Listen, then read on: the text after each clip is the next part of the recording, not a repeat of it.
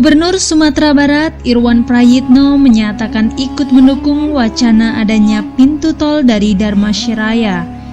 Bahkan, ide dari Bupati Dharmasraya Sutan Rizka Tuanku Kerajaan itu juga telah disetujui Menteri PUPR Basuki Hadi Mulyono. Menurut Sutan Rizka, untuk mengakses jalan menuju tol hanya butuh pembangunan jalan sekitar 60 km dari Dharmasraya, tepatnya dari Jembatan Pulai.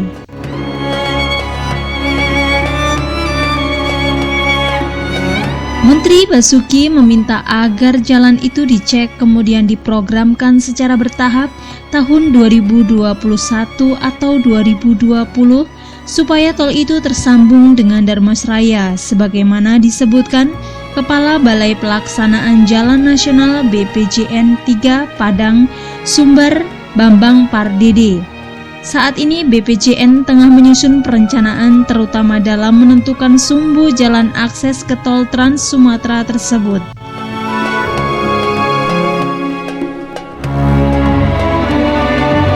Menurut Irwan Prayitno, jika Pemkab Dharmasraya butuh surat dari Pemprov Sumbar maka akan segera ditindaklanjuti. Setuju itu kalau dipenuhi pemerintah pusat kita setuju. Pemprov mendukung kalau butuh surat kita akan surati, tetapi itu semua tergantung dari pusat. Ujarnya di Padang seperti dikutip dari langgam.id Rabu 30 September 2020.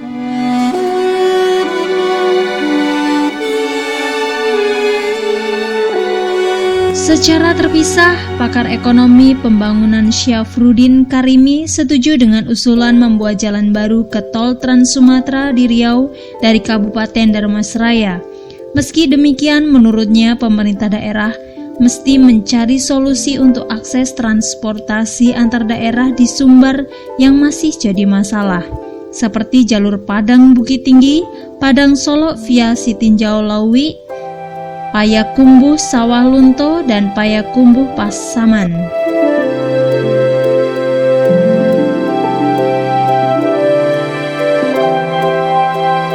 Guru Besar Fakultas Ekonomi Universitas Andalas itu mengatakan gagasan integrasi ekonomi di dalam Sumbar hanya akan terwujud bila akses transportasi antar daerah lancar. Rencana jalan tol yang akan menghubungkan Padang Pariaman dengan Bukit Tinggi dan Payakumbuh hingga terus ke Riau masih terkendala pembebasan lahan.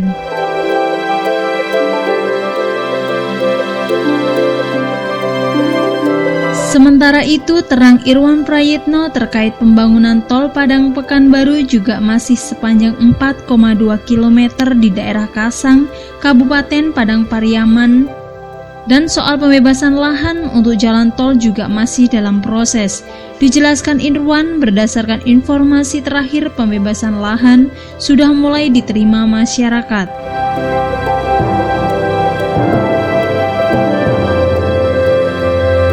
Hasil appraisal tanah sudah mulai diterima masyarakat. Insya Allah tinggal kita cairkan uangnya dan pelaksanaan pembangunan jalan terus, ungkapnya.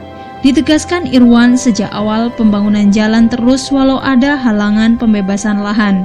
Pembangunan dilakukan di titik yang tidak bermasalah sambil membebaskan lahan yang belum bebas.